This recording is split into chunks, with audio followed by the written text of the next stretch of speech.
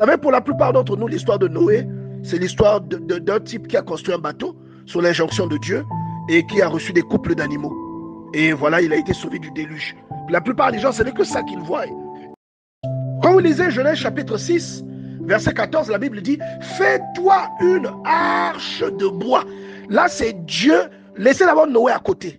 L'arche de bois, là, c'est la conviction que Dieu demande dans votre cœur, que Dieu demande en vous, pour sauvegarder tout ce qui est sanctifié en vous et immerger tout ce que Dieu reprouve, que cela meure. Et c'est le phénomène qui a lieu dans les eaux du baptême, lorsqu'on baptise quelqu'un. Voilà pourquoi l'apôtre Paul déclare dans 1 Pierre chapitre 3 verset 21, cette eau était une figure du baptême, qui n'est pas la purification des souillures du corps. C'est-à-dire, ce n'est pas comme quand tu vas à la douche pour aller nettoyer tes pieds parce que tu étais au champ, pour nettoyer tes aisselles parce que tu as fait un travail et tu as transpiré. Mais il dit que, donc c'est pas une purification des souillures du corps, mais l'engagement d'une bonne conscience envers Dieu. Si vous êtes un enfant de Dieu, vous comprendrez toujours ce que Dieu dit derrière une écriture. Il est important pour nous de poser ce fondement. C'est la raison pour laquelle j'insiste sur le sens qu'une écriture peut avoir. Littéralement, elle dit quelque chose de précis.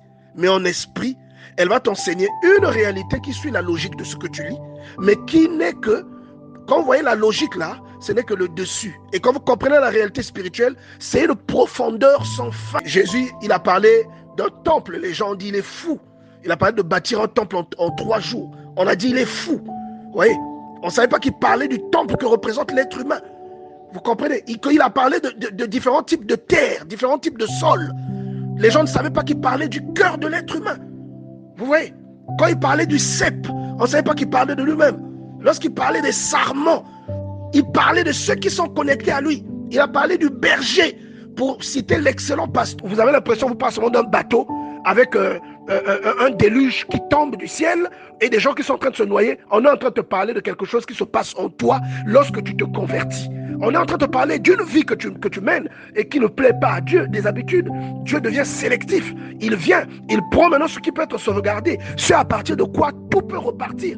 Les personnes qui se convertissent sont des personnes qui repartent de zéro. C'est-à-dire l'eau du déluge, l'eau qui noie donc tous les habitants de la terre qui étaient censés être méchants. Cette eau-là est le symbole de la parole de Dieu. Voilà pourquoi vous voyez, je vous disais au départ que quand Jésus parlait, souvent on ne le comprenait pas. Jésus parle de l'eau, mais au fond il est en train de te parler de la parole de Dieu. Dans Jean chapitre 4, il discute avec une Samaritaine. Il demande de l'eau. La Samaritaine lui dit que elle est Samaritaine, il ne peut pas lui demander de l'eau. Jésus lui dit, si moi je te donne l'eau que j'ai, mais tu n'auras plus jamais soif. L'eau vive. Et l'eau en question, c'est la parole de Dieu. Donc lorsque Dieu dit à Noé, fais-toi une arche de bois de gopher, il est en train de t'emmener maintenant à le peu qui te reste de bien, le peu de conscience que tu as dans ton cœur. Dieu te demande à présent de le sauvegarder parce qu'il va nettoyer tout ce qui est perverti en toi. Vous voyez? Et ça, c'est le processus de la repentance dans laquelle quelqu'un plonge. Vous voyez, non? On n'est pas en train de vous parler seulement d'un bateau qui contient des êtres humains et des animaux.